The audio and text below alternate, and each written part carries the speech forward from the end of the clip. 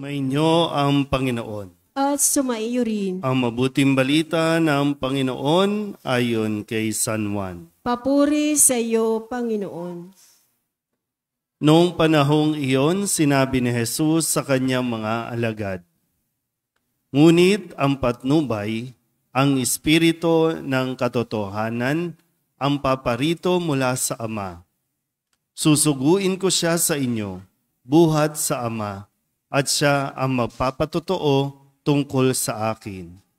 At magpapatotoo rin kayo tungkol sa akin, sapagkat sa pasimula pa'y kasama ko na kayo. Sinasabi ko ito sa inyo upang huwag kayong mawalan ng pananalig sa akin. Palalayasin nila kayo sa mga sinagoga. Darating ang panahon na ang sinumang pumatay sa inyo ay mag-aakalang naglilingkod siya sa Diyos. At gagawin nila ito sapagkat hindi nila ako nakikilala ni ang Ama. Ito'y sinasabi ko sa inyo upang pagdating ng oras na gawin nila, maalala ninyong ipinapauna ko na ito sa inyo." Ang mabuting balita ng Panginoon. Pinupuri ka namin, Panginoong Hesukristo. Isang magandang gabi po sa inyong lahat. Ngayon po ay Lunes sa ika-6 na linggo ng Pasko ng Pagkabuhay at ilang araw na lang, 6 na araw na lang at atin pong pagdiriwang ang dakilang kapistahan ng pag-akyat ni Jesus sa langit. Kung kaya ang atin pong narinig na pahayag mula kay San Juan ay hudyat din ng kanyang pamamaalam.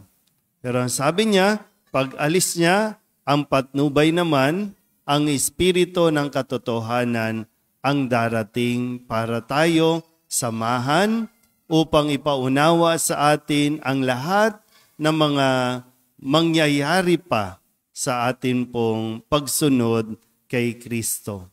Kung paanong ito ay pinaalala sa mga alagad noon na hindi magiging madali, pero hindi naman sila pababayaang nag-iisa. Kaya nga dito po, kumbaga makikita natin ang sentro din ng ating pananampalataya na tayo ay nananalig sa Ama, sa Anak at Espiritu Santo. Ito yung ating pinanghahawakan. So kaya po, sabi ni Kristo sa atin pong Ebanghelyo ngayon at sana wag natin itong kakalimutan.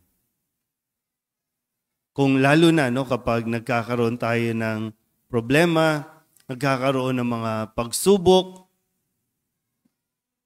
minsan depende rin sa pagsubok kung ito ba talaga ay pagsubok sa ating pananampalataya o tinuturing lang natin pagsubok dahil nga sa katigasan ng ulo natin. Pero kung sakasakali po na makaranas tayo ng panguusig, makaranas tayo ng hindi madaling buhay dahil sa pananatili natin, halimbawa sa pananampalataya bilang Katoliko, minsan sa ibang lugar o sa ibang bansa, mayroong mga restriction. Bawal mong gawin ito, bawal ka dito. Kapag Kristiyano ka, bubugbugin ka. Kapag Kristiyano ka, pahihirapan ka. Pero sinabi na ni Jesus na kung sakali, nasasabihin nila, ginagawa nila ito para sa Diyos. Dahil sa Diyos, mas manalig tayo na sa atin pong mga natanggap na ebanghelyo, natanggap na mga salita mula pa sa mga sinaunang mga alagad ni Kristo.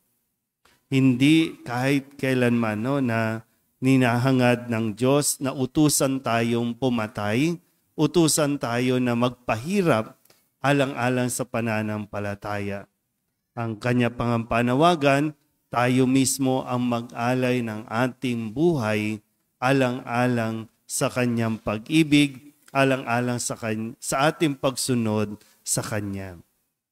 Kaya nawa, kung may mangyari man na mga paghihirap habang tayo po ay nagsisikap na mamuhay at mabuhay sa salita ng Diyos, kapitan natin ang kanyang mga ipinapaalala, kapitan at panghawakan natin ang kanyang mga inihabilin sa atin. Para isang araw, tayo po ay magkikita-kita doon sa lugar na kanyang ihahanda para sa atin. Amen.